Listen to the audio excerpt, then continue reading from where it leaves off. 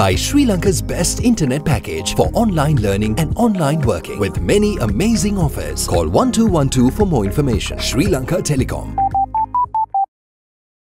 ලෙන්ගතුකම වැඩි කරගන්න ලව්ජු රුපියල් 50ට අඩු කළා. මාමේ එන්න අපිට එකක් බොමු.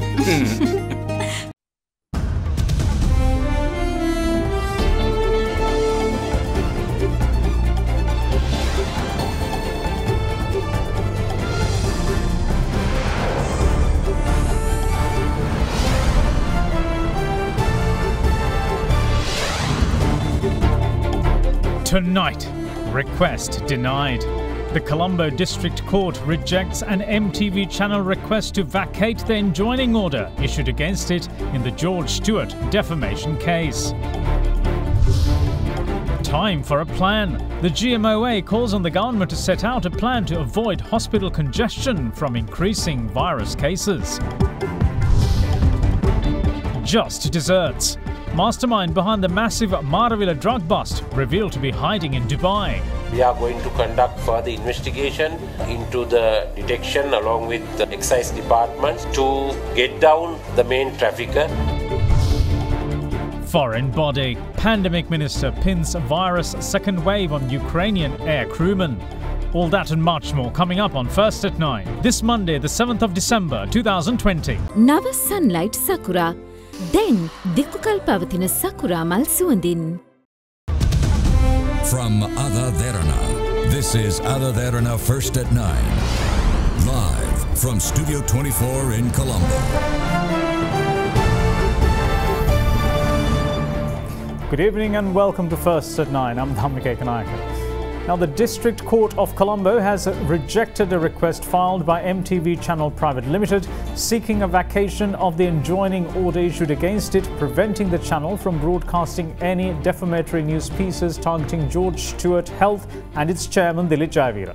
After attorneys for George Stewart argued that MTV had failed to present any justifiable evidence to prove the allegations, the court also extended the enjoining order until the 18th of this month. The Colombo District Court issued an enjoining order against the MTV Channel Private Limited on the 23rd of November over the broadcasting of defamatory news pieces targeting George Stewart Health and its chairman Dilip Jayavira through its news service Citizen News First. The case filed on the 23rd referred to several false and defamatory news segments telecast by Citizen News First on the 11th, 13th, 16th and 19th of November pertaining to the importation of COVID-19 rapid antigen test kits by the company. During proceedings, the attorneys for George Stewart listed out those repeated instances as mischievously fabricated and factually incorrect news designed with malice to mislead the public and thereby defame George Stewart Health as well as the chairman of George Stewart and Company. The plaintiff claims specifically that the said malice emanates from a long-standing rivalry between the media houses, led by George Stewart's and AdaDerana chairman Dilip Jayavira and Capital Maharaja chairman Rajendram Rajamahendran. In the meantime, the case filed by MTV Channel Private Limited to vacate the enjoining order issued against them was taken up before the District Court of Colombo today. During the proceedings, the attorneys representing MTV Channel Private Limited said that the plaintiff had misrepresented to the court that AdaDerana and Sirius TV were neck-and-neck competitors in the country's media field, citing the much lower TV rating of Sirius TV compared to AdaDerana. In response, attorney for George Stewart, President's Counsel Romesh De Silva stated that the defendant MTV Channel Private Limited had continued to defame the plaintiff on 4 occasions and argued that the media organization does not have a fundamental right to defame the plaintiff. Further, during the proceedings, attorney for MTV Gigi Arul Pragasam stated that his client had not received any summons pertaining to the case filed by the plaintiff on the 23rd of November and that he had only been informed of the enjoining order by the court's fiscal officer and requested the judge to vacate the enjoining order. In response, President's Counsel Romesh De Silva said that the enjoining order was granted due to the continuous publication of baseless statements by the defendants in a malicious manner.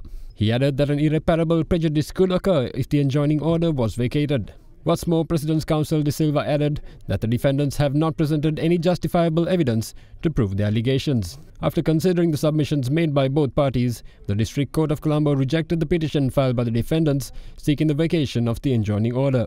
Accordingly, the enjoining order against MTV Channel Private Limited was extended until the 18th of December. Safeguard hand sanitizer නවතම නිෂ්පාදන පෙළ නිරෝගීමත් දිවයකට ලංකාවේ පළමු වරට හඳුන්වා දෙන Maliban වෙජි cracker Crunchy veggie. Now, taking a look at the pandemic situation, the Government Medical Officers Association urges the authorities to take measures to implement a proper plan to deal with the increased number of COVID-19 related deaths resulting from the second wave of the virus. The association also cautioned against possible congestion in hospitals resulting from the increase in new daily cases if such a plan is not put in place. It's now been more than 2 months since the second wave of COVID-19 infections began surfacing in October. Unlike the first wave, however, the new strain has shown itself to be more virulent and deadly, with cases increasing rapidly and a higher death toll being reported. New deaths have been reported almost every day since the second wave began. As such, Sri Lanka's death toll rose to 140 yesterday after 3 more COVID-19 fatalities were reported. All the victims were men between the ages of 71 and 98. The causes of death were all reported as COVID-19 related complications, with 2 of them dying of pneumonia, while the third victim died of kidney failure. කලින් තිබිච්ච තත්ත්වයට සාපේක්ෂව මරණ වැඩි වෙමින් තියෙනවා. පැය 6කට 8කට සැරයක් මරණයක් සිද්ධ වෙන තැනට අපි ගමන් කරලා තියෙනවා. සමහර දවස්වල පැය 3කට සැරයක් මරණයක් සිද්ධ වෙන තැනට ගමන් කරලා තියෙනවා. ඒතර මරණ සිද්ධ වීම ගත්තත් වැඩි හරියක් මරණ සිද්ධ වෙන්නේ ජනගණත්වයේ අධික ප්‍රදේශවල තමයි. දැන් අටලොගම මරණ කිහිපයක් ළඟ ළඟ සිද්ධ වුණා. තාම අපි හරියටම PCR පරීක්ෂණ කළා ඒ අවදානම තක්සේරු කරලා නැහැ අටලොගම. ඒ ගාවට අපි ගත්තාම කොළඹ නගර සභා සීමාව තමයි මරණ වලින් 50කට එහා පැත්තේ සිද්ධ වෙන්නේ. ඒ නිසා මරණ සංඛ්‍යාව කළමනාකරණය කරගන්න අපි ළඟ හරි සැලැස්මක් එක්ක තමයි අපි ඉස්සරහට යන්න ඕන. දැන් අපි දවසකට රෝගීන් 300 400 වගේ දල වශයෙන් අපි හොඳ වෙලා පූර්ණ සුවය ලැබලා ගෙදර යනකොට අපිට නැවත එන්නේ රෝගීන් 300ක් 400ක් විතර නම් දෛනිකව අපිට ලොකු තදබදයක් ලොකු පද්ධතිය ධාරිතාව පිළිබඳ ප්‍රශ්නයක් ඇති වෙන්නේ නැහැ රෝහල් ඇඳන් සංඛ්‍යාව පිළිබඳ. නමුත් 100ක් 800ක් දවස ගානේ ඉන්න ගත්තොත් එහෙම අනිවාර්යයෙන්ම අපේ පද්ධතියට ඒක දරා ගන්න ඉතාම අභියෝගාත්මක තත්යකට යනවා. ඒ හරහා අවසානයේදී සෞඛ්‍ය පද්ධති කඩා වැටෙන්න ඉඩ තියෙනවා. ඒතර ඒ තත්ත්වේ වළක්ව ගන්න තාමත් හැකියාව තියෙනවායි කියන මතේ ඉඳන් තමයි රජවැන්දාරින් සංඝ විදිහට අපි කතා කරන්නේ. In the meantime, 326 COVID-19 positive patients were confirmed today, in contrast to 648 cases confirmed yesterday. Of the infections reported yesterday, 295 were reported from the Colombo district, 87 from the Gampa district, 51 from Kaluthara and 50 from Pottalam. In addition to this, 72 patients were reported from 16 other districts. 93 of the remaining patients were identified as Sri Lankan returnees and those whose permanent residencies could not be traced. Meanwhile, 197 more COVID-19 patients were confirmed in the country's prisons. In other developments, Sri Lanka's total COVID-19 recoveries rose by 344 today, placing the overall figure at 20,804. The country's active cases meanwhile stand at 6,933. In another development, Deputy Director General of Laboratory Services at the Ministry of Health, Dr. Saman Ratnayaka, says that 5 state and private hospitals have been given the go-ahead to conduct PCR tests. He said that this decision was taken so that the total number of PCR tests carried out on a daily basis will be increased to 20,000. Now, Minister of Education Professor G.L. Pires confirmed today that the GCE Ordinary Level Examination that was set to be held from the 18th to the 28th of January will now be held in March after health authorities had assured a conducive environment by then. The examinations are to be held from the 1st to the 11th of March. Education across the world suffered a major blow this year as the COVID-19 virus forced everyone to stay behind closed doors. With schools all across the country closed down by health authorities, a paradigm shift was witnessed in the education sector as classroom education migrated to online platforms. With this being the case, the GCE Ordinary and Advanced Level Examinations and the Grade 5 Scholarship Examination as well were postponed on the advice of health authorities and to also give students a little extra time to prepare and study. However, the situation gradually improving after the first COVID-19 wave, the government took measures to hold the Grade 5 Scholarship and GCE A-Level exams in the month of October. However, the GCE Ordinary Level Examination, which was to be held in mid-January next year, is to be held from the 1st to the 11th of March next year. මාර්තු මාසයේ වෙන විට සාමාන්‍ය පෙළ විභාගය පැවැත්වීමට පුළුවන් තත්ත්වයක් අපේක්ෂා කරන්න පුළුවන් කියලා. දැන් අපි තීරණය කළා තිබෙනවා වෛද්‍ය උපදෙස් පදනම් කරගෙන අධ්‍යාපන පොදු සාතික සාමාන්‍ය පෙළ විභාගයේ 2021 මාර්තු 1 වෙනිදා සිට 11 වෙනිදා දක්වා පැවැත්වෙනවා.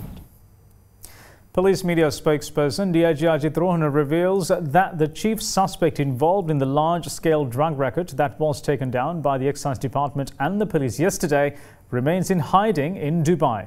During a joint media briefing by the police and the Department of Excise, he added that necessary measures will be taken to bring the suspect to Sri Lanka to face charges. The Excise Department seized a mega haul of 200 kilograms of heroin and crystal methamphetamine following a raid conducted in the area of Toduweva in Maravilla yesterday. This haul is considered the biggest successful bust carried out by the department in its history.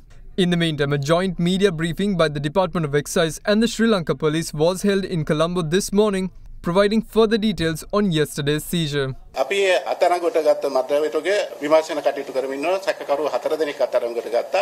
ඒ වගේම වාහන 4ක්, room truck එකක්, car දෙකක්, ඒ වගේම van රථයක්. මේ KDH කියන van රථය තමයි යොදාගෙන තිබුණේ සැකකරුවන් මේ මද්‍රව්‍ය ප්‍රවාහනය කිරීම සඳහා. මද්‍රව්‍ය විශේෂයෙන්ම කොටස් දෙකක් ඇවිල්ලා තිබුණා. එනම් අයිස් කිලෝ 100කුත්, හෙරොයින් කිලෝ 100ක්. හෙරොයින් කිලෝ 100 දෙමඩගොඩ ප්‍රදේශයේ ජාවාරකාරයෙකුට එවීමට තමයි කටයුතු කරලා තිබුණේ. ඒ පුජ්‍යලයා අපි අත්අඩංගුවට අරගෙන ඉන්නවා. අයිස් කියන කොටස තවත් පුජ්‍යලයක සම්බන්ධීකරණය වෙලා ඒ කොටස එය අරගනිපු ඕඩර්ස් අනුව බෙදා හැරීමට තමයි කටයුතු කරලා තිබුණේ. තොඩුව ප්‍රදේශයේ හෝටලයක ගිය මාස 30 වෙනිදාට ලැබුම් අරගෙන ඉඳලා එතන තමයි සූදානම් කරලා තිබුණේ බ්‍රූම් ට්‍රක් එකක ජෙනරේටරයක් උපයෝගී කරගෙන ඒ ජෙනරේටරය ඇතුලේ මදේ අයින් කරලා ඒ ජෙනරේටර් සූක්ෂම ලෙස ජෙනරේටරයක් පාලනය කරන ආකාරයට තමයි මේ මද්‍රව්‍ය ටික කොළඹට හා තදාසන්න ප්‍රදේශවලට බෙදා හැරීමට කටයුතු කළේ. Meanwhile, police media spokesperson DIG Ajit Rohana says that the mastermind behind the operation is a suspect who is based in Dubai. For a period of last 1 year, we have arrested 1,843 suspects in respect of heroin, and in addition to that, 15,000 suspects have been arrested in respect of the offences of cannabis, and 778 suspects have been arrested in respect of the offences of synthetic drugs. Accordingly, total of 18,000 suspects have been arrested for a period of 1 year in respect of the offences of heroin, cannabis and other synthetic drugs. We are conducting special anti-narcotic operations along with our stakeholders such as Sri Lanka Police, STF, the Excise Department, Sri Lanka Navy, Immigration, Customs and Coast Guard in order to eradicate drug menace from our country. And especially the Police Narcotic Bureau is providing technical and infrastructure facilities in order to eradicate drug menace from our country. And in addition to that, detection that has been made by the Excise Department yesterday, 4 suspects have been arrested. However, it has been revealed that the main trafficker has been operated from Dubai, UAE. So therefore, we are going to conduct further investigation into the detection along with the excise departments to get down the main trafficker, and we are going to get the support from Sri Lankan missions in UAE, and apart from that, Interpol. We will see you shortly after this break. Stay with us. Ceylon Bank, the bank with a heart.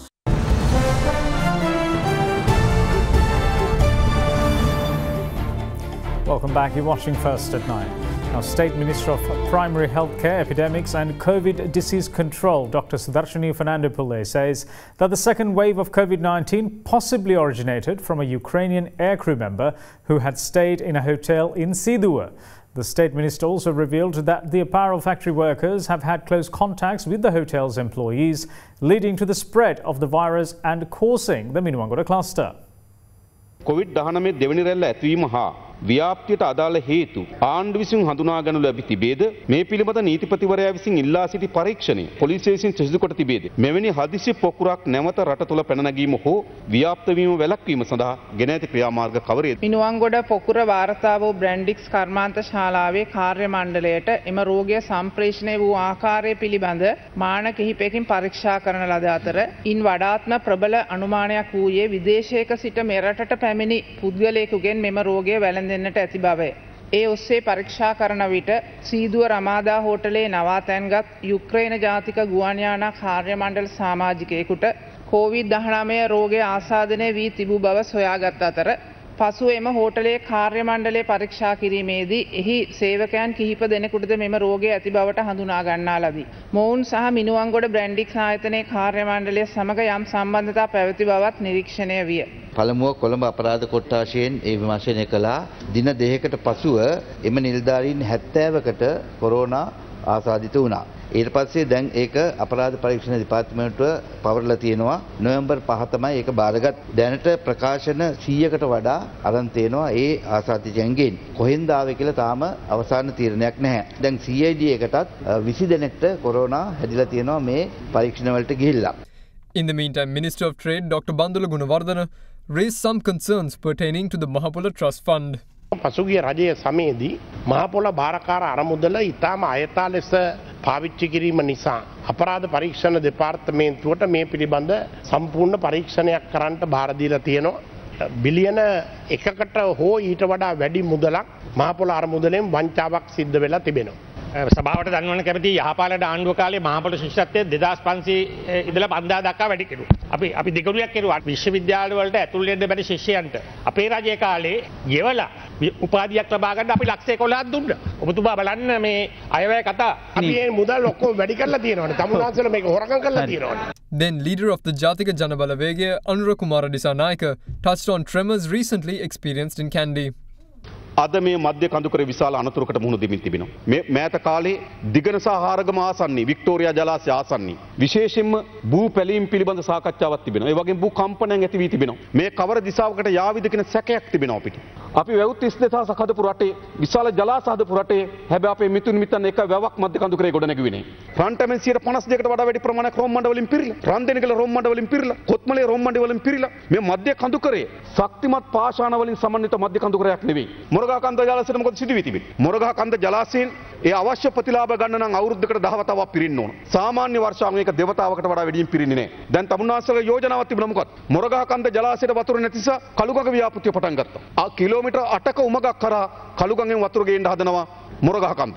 ඊට පස්සේ කළුගඟේ වතුර නැති වෙනවා. කළුගඟේ වතුර නැති වුණාට තමුන්නාසලා යෝජනා කරනවා රන්දෙනිකලින් කිලෝමීටර් 32ක් උමගක් සහ ඇලවේලිය හරහා කළුගඟට වතුර ගේන්න. ඒතර රන්දෙනිකලේ වතුර නැහැ. රන්දෙනිකලේ වතුරට දැන් තමුන්නාසලා යෝජනා කරනවා පහළ උමාඇලේ අලුත් ව්‍යාපෘති. හැබැයි අපේ රටේ ජීවත් වෙන කෑදර මජර සමූහයක් ඉන්නවා මේ සම්පත් ප්‍රමාණවත් කෑදර මිනිස් සමූහයකට. The investigative committee appointed to inquire into the Mahara prison riot handed over its interim report to Minister of Justice, President's Counsel Ali Sabri today. The 5-member committee, headed by retired High Court Judge Sarojini Kusala Veerawardena, handed over its interim report to the Minister at the Justice Ministry premises. Minister Sabri appointed a committee on the 30th of November to investigate the incident which took place at the Mahara prison on the 29th of November and to submit a report with recommendations. The committee members had visited the prison premises on several occasions last week to record evidence.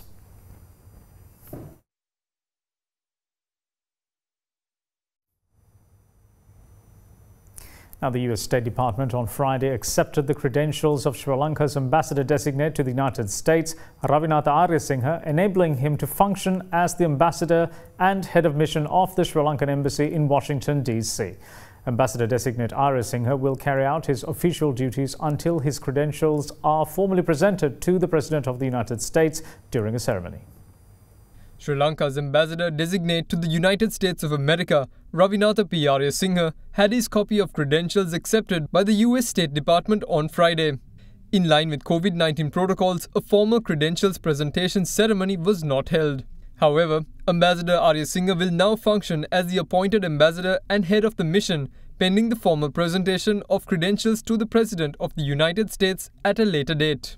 Ambassador Ariyasinghe arrived in the US on the 1st of December, assumed duties as witness by the staff of the Sri Lanka mission in Washington, D.C. through video link from the official residence where he is under quarantine and will continue to work. Presently, he is the senior-most officer of the Sri Lanka Foreign Service, where until recently he served as the Foreign Secretary for close to 2 years under 3 political administrations. Previously, he served as Sri Lanka's ambassador to Belgium, Luxembourg, and the European Union between 2008 and 2012. He was also the permanent representative to the United Nations in Geneva and Consul General of Sri Lanka to Switzerland from 2012 to 2018, while being concurrently accredited as Sri Lanka's ambassador to the Holy See. He has also served as the Deputy Chief of Mission with ambassador rank in the USA from 2002 to 2006 and from 1989 to 1991 as the Second Secretary at the Sri Lanka High Commission in India.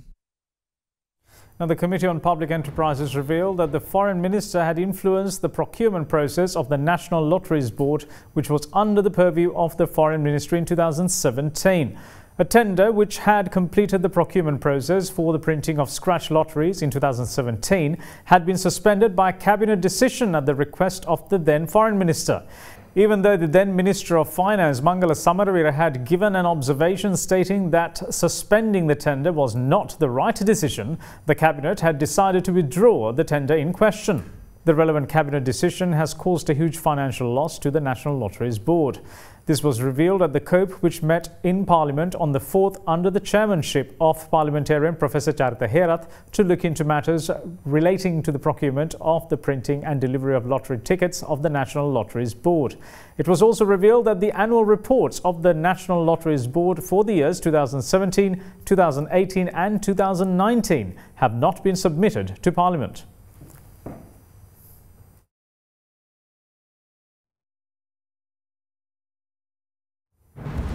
We will see you shortly. Bear with us.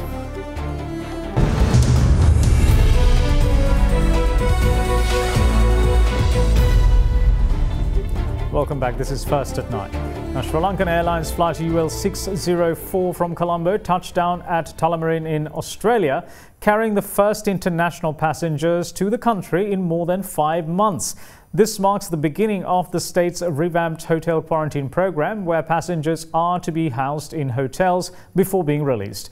This comes after the state of Victoria achieved 38 days in a row without a new COVID-19 case. Flight UL 604 from Colombo was the first of 8 international passenger flights carrying a total of 253 passengers to arrive today.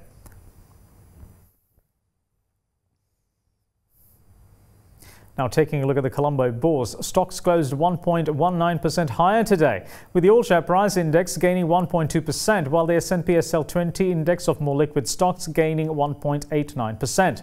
Now, here's Dimantha Matthew from First Capital with a brief report on today's market performance. Today the market was up again for the 10th consecutive trading session. It's the longest streak that the market has been up during 2020. So with that, we are seeing today the market surge up by around 76 points as it reached 6,471. So with that, the index is closing in on the psychological barrier of 6,500. Even the S&P SL 20 was up by around 48 points as the index went up to 2,582 points. So with this, what we are seeing is today a surge in the blue chip counters. Basically, we saw capital goods counters led by Donkeys Holdings, Hemas significantly move up with value with strong buying interest coming into play. In addition to that, we saw overall buying interest in the banking sector. There was a lot of involvement of high net worth and institutional participation in today's banking sector run. But the overall market was completely dominated by higher level of retail activity. Now, taking a look at the currency market, the rupee closed weak at 186 rupees and 60 cents to 85 cents against the US dollar in the spot market today, after closing at 186 rupees and 30 to 60 cents on Friday. Now, let's take a look at how the Sri Lankan rupee fared against other major currencies during the day.